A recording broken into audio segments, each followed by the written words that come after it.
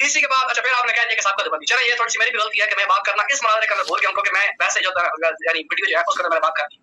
मैंने कई वीडियो में बात की है कि मैंने जब से मैं इंटरनेट पर आया हूँ कभी मैंने अपने आप को देवबंदी करवाया ही नहीं। अगर देवबंदी था तो साहब था, अगर कोई मुसलमान है ना तो वो साहब का काफिर हो। आप उसको ये नहीं कह सकते कि साहब का काफिर है और अबू जहल ने ये कहा, अबू कुरान ने ये कहा, फिरौन ने ये कहा, आप उसकी ये कहां से बात है। अब मैं आपकी जो है ना वो काइंड इन्फॉर्मेशन मैं आपको बता दूं कि मेरा ना किसी फिरके से ताल्लुक है, और यही बात मैंने शर्त नंबर 2 के अंदर लिखी थी कि अपने अकाबिरीन की बारात के तरीक़ान जवाब होंगे सिवाय उसके मेरी तरह जो ऐलान इकरार करे कि ना, और मैं ये कह रहा हूं कि ना मेरा किसी फिरके से ताल्लुक है और ना मैं किसी फिरके की नुमाइंदगी कर रहा हूं, ना मेरा अहले हदीस हज़रात से भी ताल्लुक है और ना देवबंदी हज़रात से ताल्लुक है। ठीक हो गया, तो ये आपकी देवबंदी हज़रात की बात गई।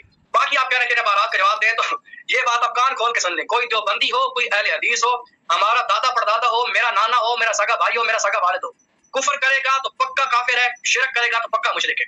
अब ताज़ीर और नाज की बात हो, ये जो आपने पेश की मैं तनकीद इतनी अहमियत नहीं देता, मैंने तो बयान सुनो, जो भी आपने जटाल पेश की है ये उन्हीं को मुबारक हो जिसने कुफर लिखा वो काफिर, जिसने शिरक लिखा वो मुशरिक। बिस्मिल्लाहिर्रहमानिर्रहीम। सामीईन मोहतरम, हाल ही के अंदर अनस बिन ज़ियाद साहब देवबंदी ममाती, उससे मेरा मुनाजरा हुआ इल्म गैब के मौजू पर। तो उसी मुनासिबत से इंशाअल्लाह मेरे चैनल पर चंद वीडियोज़ अपलोड की जाएंगी। एक मुनाजरे के मुकम्मल जो दलाइल वहाँ पेश किए गए थे उस पर एक अलग से तबसरा पेश किया जाएगा, और चंद चीज़ें जो बयान करना ज़रूरी थी वो इंशाअल्लाह एक एक क्लिप के ज़रिए उस पर वजाहत मेरी इंशाअल्लाह आ जाएगी।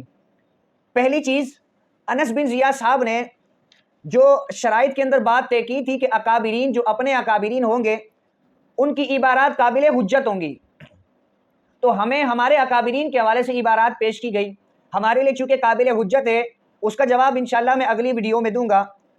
लेकिन जब अनस बिन ज़ियाद साहब को हमने उनके अकाबिरीन देवबंदी, इनके जो बड़े अकाबिरीन हैं, उनकी जब इबारात पेश की तो वो नाराज़ हो गए और ये कहने लग गए कि मैंने देवबंदियत छोड़ दी है, मेरा इनसे कोई ताल्लुक़ नहीं है।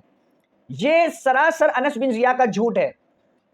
देवबंदियत इसने नहीं छोड़ी, ये आज भी देवबंदी है और ये ममाती देवबंदी है, और अताउल्लाह बंदियालवी के मदरसे के अंदर ये दर्स निज़ामी आलिम का कोर्स कर रहा है।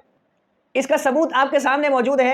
आपको इसकी प्रोफाइल पर इसकी तस्वीर और पीछे बैकग्राउंड पर अताउल्लाह बंदियालवी की तस्वीर मौजूद नज़र आ रही होगी।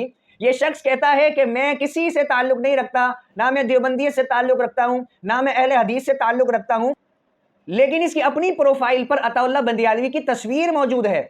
और अगर ये आगे इसने ये कहा कि भाई तज़ीरुन नास की इबारत हो या देवबंदियत की कोई सी भी इबारत हो, अगर वो कुफर है तो कुफर है, यानी कुफरिया बात अगर उन्होंने लिखी है तो वो कुफरिया है, अगर शिरकिया बात लिखी है तो वो मुशरिक है। हमारा ये सवाल बनता है कि अनस बिन ज़ियाद साहब जिस अताउल्लाह बंदियालवी के मदरसे में आप पढ़ रहे हैं, वो अताउल्लाह बंदियालवी अकाबिरीन देवबंद की इबारात जो कुफर पर मबनी है उनका दिफा करता है। तो क्या अताउल्लाह बंदियालवी मुसलमान रहा या वो दायरा इस्लाम से खारिज हो गया? और अगर वो दायरा इस्लाम से खारिज है तो किसी काफिर से इल्म हासिल करना ये कैसा है? और इल्म भी वो कि इल्म दीनिया, मदारिस का इल्म, दर्स निज़ामी का इल्म, बुखारी का इल्म, सही मुस्लिम का इल्म, तिरमिज़ी का इल्म, तो ये जो इल्म है एक काफिर शख्स से हासिल करना ये कैसा है? दूसरा हमारा सवाल, अनस बिन ज़ियाद साहब ये बताएं, आपके वालिद तो खुद देवबंदी हैं और वो तो बाकायदा मदरसे से फाजिल भी हैं, क्या वो भी मुसलमान हैं या काफिर? चूँकि उनके नज़दीक भी अकाबिरीन देवबंद की जो इबारात हैं वो तो कुफरिया नहीं है और वो उन इबारात का दिफा करते हैं, तो ऐसी कुफरिया इबारात को सही मानने वाला काफिर लगेगा या मुसलमान? और अगर वो आपका जो वालिद है दिफाए देवबंद के अंदर वो काफिर रहा तो उनका निकाह बातिल और आप उनकी औलाद, तो हमें यह बताया जाए कि ये जो मामला है इसको किस नौइयत पर आप रखेंगे। तो ये वो चीज़ें थी इल्ज़ामी तौर पर अताउल्लाह बंदियालवी के हवाले से, और आपके अपने वालिद के हवाले से आपका क्या नज़रिया है? वो तो अभी भी देवबंदी है। तो ये थी बातें, चंद चीज़ें। अब मैं आपके अपने अकाबिरीन को पेश कर रहा हूँ, और अगर आप कहते हैं मेरा इनसे कोई ताल्लुक़ नहीं है तो आपने इन पर फतवा देना है कि इन पर क्या फतवा लगेगा, क्या ये काफिर हैं, बदमज़हब हैं या मुशरिक है। हमारा चूँकि इल्म गैब के मौजू पर बातचीत हुई थी और अनस बिन ज़ियाद साहब मुतलकन इल्म गैब के हवाले से वो कहते हैं बाज़ उलूम गैबिया रसूल अल्लाह को हासिल है, और जो इस चीज़ का इनकार करे वो पक्का काफिर है। चले ये इबारात में आपके सामने पेश कर रहा हूँ। ये फतवा रशीदिया आपके सामने स्क्रीन पर शो हो रही होगी। फतवा रशीदिया के सफ़ा नंबर 244 पर ये इबारत मौजूद है کہ یہ عقیدہ رکھنا کہ آپ کو علم غیب تھا صریح شرک ہے. رسول اللہ کو علم غیب تھا، یہ کیا ہے؟ صریح شرک ہے. اس عبارت کے تحت فتویٰ رشیدیہ والا کافر ہوگا یا نہیں، مشرک ہوگا یا نہیں، فتویٰ تم نے دینا ہے. اسی طرح ایک اور جگہ فتویٰ رشیدیہ صفحہ نمبر 238 کے اندر لکھا ہے کہ علم غیب خاصہ حق تعالیٰ کا ہے. اس لفظ کا کسی تعبیر سے دوسرے پر اطلاق کرنا ایہام شرک سے خالی نہیں. یعنی اگر علم غیب کا اطلاق اگر کسی اور شخص پہ کر دیا جائے تو وہ جو ہے ایہام شرک سے خالی نہیں ہے، بندہ مشرک ہو جائے گا. ابھی میں آگے انشاءاللہ بتاؤں گا کہ علم غیب کے جو لفظ استعمال ہوا ہے وہ کس کس نے کیا ہے، پھر تمہیں ان پر فتویٰ لگانا پڑے گا. تو یہ آگے دیکھیں، اسماعیل دہلوی اپنی کتاب یہ تقویۃ الایمان میرے سامنے، یہ رہی تقویۃ الایمان. تقویۃ الایمان کے اندر یہ لکھتا ہے کہ کسی انبیاء اور اولیاء، امام و شہیدوں کے جناب میں ہرگز یہ عقیدہ نہ رکھے کہ وہ غیب کی بات جانتے ہیں، بلکہ حضرت پیغمبر کے بھی جناب میں یہ عقیدہ نہ رکھیں اور نہ ان کی تعریف میں یہ بات کہیں. تقویۃ الایمان. اب آپ خود دیکھیں، یہاں علم غیب کا عقیدہ منع کیا جا رہا ہے اور آپ کہتے ہیں بعض علوم غیبیہ رسول اللہ کو حاصل ہیں، تو ان آیات کے تحت ان کا کیا ہوگا؟ اور یہ ایک اور حوالہ تحفۃ المناظر کے اندر صفحہ نمبر 413 منظور احمد مینگل دیوبندی لکھتا ہے کہ ہم آپ صلی اللہ تعالیٰ علیہ وآلہ وسلم کے لیے علم غیب کے کسی بھی طرح قائل نہیں، نہ کلی کے نہ جزئی کے. اب آپ خود دیکھیں، کلی اور جزئی دونوں کا انکار ہو رہا ہے. اچھا، اب وہ بات علم غیب کے حوالے سے جو تقویۃ الایمان کے اندر لکھی کہ علم غیب کا اطلاق کسی اور پر اگر کیا جائے تو بندہ مشرک ہو جاتا ہے، یہ میرے پاس ہے حفظ الایمان. حفظ الایمان کے اندر اشرف علی تھانوی لکھتا ہے کہ پھر یہ آپ کی ذات مقدسہ پر علم غیب کا کیا حکم جانا، حکم کیا جانا؟ اگر بقول زید صحیح ہو تو دریافت طلب یہ امر ہے کہ اس غیب سے بعض غیب ہے یا کل غیب. اگر بعض علوم غیبیہ مراد ہے، بعض علوم غیبیہ، یہاں فتویٰ رشیدیہ کے اندر یہاں لکھا ہے کہ علم غیب کا اطلاق ایہام شرک ہے، اور یہاں پر لکھا ہے بعض علوم غیبیہ مراد ہیں، تو اس میں حضور ہی کی کیا تخصیص؟ یہ آپ کے اشرف علی تھانوی صاحب رسول اللہ کے علم غیب کے حوالے سے علوم غیبیہ کا لفظ کا اطلاق کر رہے ہیں. اچھا، صرف رسول اللہ کے لیے نہیں، نعوذ باللہ آگے لکھتے ہیں. اب یہاں پر رسول اللہ کی گستاخی بھی موجود ہے. آگے لکھتا ہے کہ ایسا علم غیب تو زید و عمر بلکہ ہر صبی یعنی بچہ اور مجنون پاگل بلکہ جمیع حیوانات و بہائم کے لیے بھی حاصل ہے، نعوذ باللہ. اب یہاں علوم غیبیہ کا اطلاق، یہاں تو لکھا تھا رسول اللہ کے لیے شرک ہے، ایہام شرک، اگر اس کا اطلاق رسول اللہ کے لیے کیا جائے، یہاں تو اشرف علی تھانوی نے رسول اللہ کے لیے بھی علم غیب کا اطلاق کیا، بچے کے لیے بھی، پاگل کے لیے بھی، اور حیوانات و بہائم کے لیے بھی. اس پر کیا فتویٰ لگے گا تمہارا؟ اب آئیے مزید آپ کے سامنے میں عبارات رکھتا ہوں جن میں علم غیب کا لفظ استعمال ہوا ہے. یہ مرتضی حسین چاندپوری ہے، اس کی کتاب ہے توضیح البیان فی حفظ الایمان. اس کے صفحہ نمبر 5 پہ لکھا ہے کہ حفظ الایمان میں اس امر کو تسلیم کیا گیا ہے کہ سرور عالم کو علم غیب یا عطائے الہی حاصل ہے. چنانچہ اس عبارت سے کہ نبوت کے لیے جو علوم لازم اور ضروری ہے وہ آپ کو بتا مہاں حاصل ہو گئے ہیں. اسی طرح آگے لکھا کہ سرور عالم کو جو بعض علوم غیبیہ حاصل ہیں اس سے تو یہاں بحث ہی نہیں. تو چاندپوری صاحب نے یہاں پر علم غیب کا اطلاق رسول اللہ کے لیے کیا ہے. مزید آگے صفحہ نمبر 12 پر لکھتے ہیں کہ حاصل یہ کہ سرور عالم کو علم مغیبات اس قدر دیا گیا تھا کہ دنیا کے تمام علوم بھی اگر ملائے جائیں تو آپ کے ایک علم کے برابر بھی نہ ہوں. تو یہی عقیدہ اہل سنت ہے الحمدللہ کہ مخلوق کے اعتبار سے رسول اللہ کا علم جمیع ما کان و ما یکون ہے، کہ سب سے زیادہ مخلوق میں رسول اللہ صلی اللہ تعالیٰ علیہ وآلہ وسلم کو علم غیب جو ہے وہ دیا گیا. مزید علم غیب کے حوالے سے یہ بڑی عجیب باتیں کر رہے تھے. میں آپ کے سامنے مزید عبارات رکھتا ہوں. علوم خمسہ کے حوالے سے آپ لوگوں کا نظریہ ہے کہ یہ رسول اللہ کو علوم خمسہ حاصل نہیں ہے، یہ آپ کے اکابرین ہیں جو علوم خمسہ حاصل کیے ہوئے ہیں. یہ عبارت ارواح ثلاثہ صفحہ نمبر 132 کے اندر دیوبندی مولانا نانوتوی فرماتے تھے کہ شاہ عبد الرحیم صاحب ولایتی کے ایک مرید تھے جس کا نام عبداللہ خان اور قوم راجپوت تھی، اور یہ حضرت کے خاص مریدوں میں سے تھے۔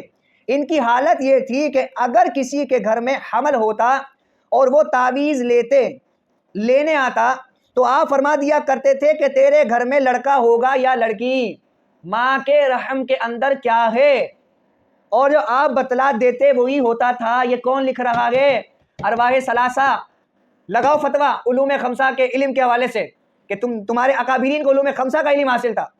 یہ ایک اور ارواح ثلاثہ صفحہ نمبر 319، فرمایا کہ شاہ عبد الرحیم رائے پوری کا قلب بڑا نورانی تھا، میں ان کے پاس بیٹھنے سے ڈرتا تھا کہ کہیں میرے عیوب منکشف نہ ہو جائیں۔ واہ، جو دل کے اندر چھپی بات ہے، غیب ہے، اس کو بھی تمہارے بزرگ مان رہے ہیں۔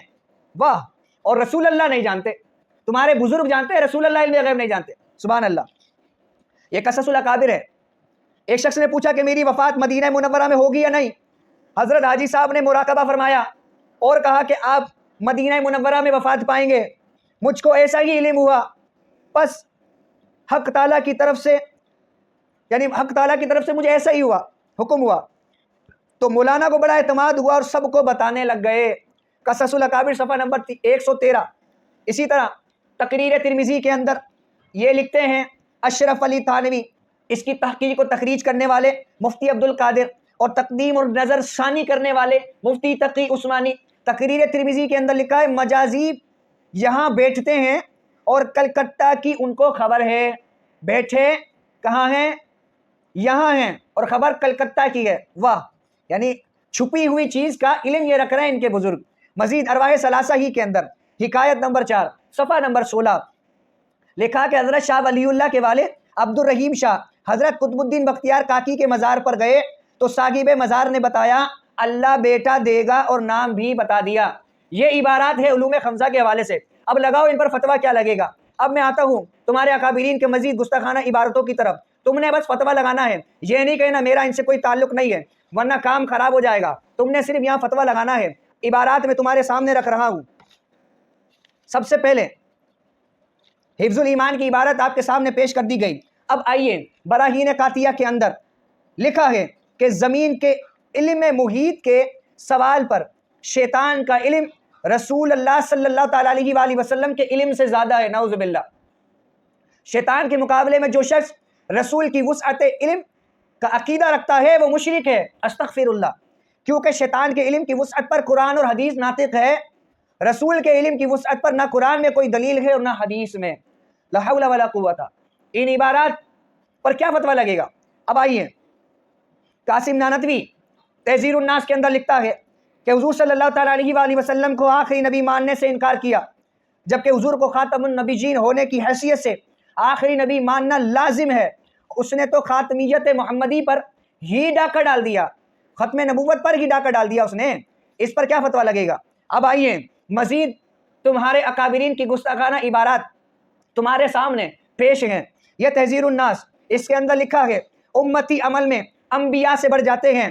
تصفیۃ العقائد کے اندر لکھا ہے سری جھوٹ سے انبیاء کا محفوظ رہنا ضروری نہیں ہے۔ اسی طرح تصفیۃ العقائد ہی کے اندر لکھا ہے کہ کذب کو شان نبوت کی منافی سمجھنا غلط ہے۔ اسی طرح تصفیۃ العقائد ہی کے اندر لکھا ہے انبیاء کو معاصی سے معصوم سمجھنا غلط ہے۔ اسی طرح صراط المستقیم کے اندر لکھا ہے نماز میں نعوذ باللہ حضور اقدس کی طرف خیال لے جانے سے نمازی مشرک ہو جاتا ہے۔ اب یہ تمہارا جو اکابر ہے التحیات میں کس کا خیال لاتا ہے؟ استغفر اللہ۔ مزید آگے دیکھیے صراط مستقیم ہی کے اندر نماز میں نبی کا خیال زنا کے خیال اور گدھے اور بیل کے خیال میں ڈوب جانے سے بھی بدتر ہے۔ استغفر اللہ العظیم۔ اس کے بعد یک روزی کتاب ہے، اس کے اندر خدا کا جھوٹ بولنا ممکن ہے۔ نعوذ باللہ۔ یہ تمہارے اکابرین کی گستاخیہ میں پڑھ رہا ہوں، فتویٰ لگانا تمہارا کام ہے۔ اسی طرح ایذاء الحق کے اندر لکھا ہے کہ خدا کو زمان و مکان سے منزہ سمجھنا گمراہی ہے۔ جادوگروں کے شعبدے، یہ منصب امامت کتاب ہے، جادوگروں کے شعبدے انبیاء کے معجزے سے بڑھ کر ہوتے ہیں۔ اسی طرح فتاوی رشیدیہ کے اندر صحابہ کرام کو کافر کہنے والا سنت جماعت سے خارج نہیں ہے۔ تم تو بڑے حسن اللہ یاری کے مخالف تھے، اپنے اکابر پر کب فتویٰ لگاؤ گے؟ اچھا تقویت الایمان، یہ رہی تقویت الایمان۔ اس کے اندر لکھا ہے کہ محمد یا علی جس کا نام ہے وہ کسی چیز کا مختار نہیں. اسی طرح اسی تقویت الایمان کے اندر لکھا ہے کہ ہر مخلوق چھوٹا ہو یا بڑا وہ اللہ کی شان کے آگے چیمار سے بھی زیادہ ذلیل ہے. استغفر اللہ. اسی طرح تقویت الایمان ہی کے اندر لکھا ہے جو حضور اقدس صلی اللہ تعالیٰ علیہ وآلہ وسلم کو قیامت کے دن اپنا وکیل اور سفارشی سمجھتا ہے وہ ابو جہل کے برابر مشرک ہے. آگے مزید ان کے اکابرین اسی تقویت الایمان ہی کے اندر لکھتے ہیں کہ رسول بخش، نبی بخش، غلام رسول، غلام محی الدین، غلام معین الدین، یہ سب نام رکھنا شرک ہے. فتاوی رشیدیہ کے اندر لکھا ہے بزرگان دین کے فاتحہ کا تبرک کھانے سے دل مردہ ہو جاتا ہے.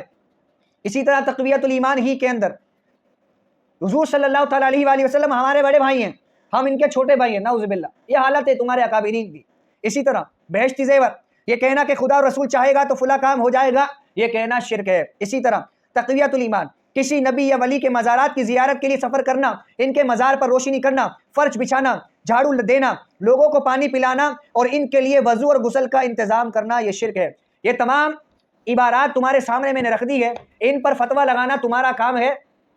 اب اگر تم بھاگے اور یہ کہا کہ میرا ان عبارات سے کوئی تعلق نہیں تو فتویٰ لگانا ہوگا، تو یہ جو اکابرین جن کی عبارات میرے تمہارے سامنے لگی فتویٰ لگاؤ. اور عطا اللہ بندیالوی کون، مسلمان یا کافر؟ تمہارا والد جو مدرسہ دیوبند سے تعلق رکھنے والا ہے اس کے حوالے سے تمہارا کیا نظریہ ہے کہ وہ بھی وہی ہے جو ان عبارات کے اندر ہے؟ کیا وہی فتویٰ ان پر لگے گا؟ کیا وہی فتویٰ تیرے والد پر لگے گا؟ کیا وہی فتویٰ عطا اللہ بندیالوی پر لگے گا؟ ان سب کا جواب تم نے دینا ہے. بہرحال چھوڑوں گا نہیں انشاءاللہ. یہ تو ایک کلپ تھا. ابھی مزید جو تم نے آگے جا کر بات کی تھی کہ رسول اللہ صلی اللہ تعالیٰ علیہ وآلہ وسلم کو ہر چیز کا علم ہے، تو تم نے جو آگے اپنی مغلظات اس کے اندر بکے کہ رسول اللہ کو نعوذ باللہ وہ جو مرد اور عورت ہم بستری کرتے ہیں، کیا وہ بھی رسول اللہ نے سب بتا دیا کہ کون کس طرح کر رہا ہے؟ میں بتاؤں گا رسول اللہ نے کیا کیا علم دیا، اور تمہارے اکابرین نے جو گند بھرا ہے اپنی کتابوں کے اندر. اگلا کلپ جب آئے گا، یہ تو ایک ٹریلر تھا، ابھی مزید ویڈیوز آنا باقی ہے. علم غیب کے موضوع پر میں تمہیں بتاؤں گا کہ علم غیب مصطفیٰ ہے کیا اور تمہارے اکابرین نے کیا کیا گند بھرے ہیں.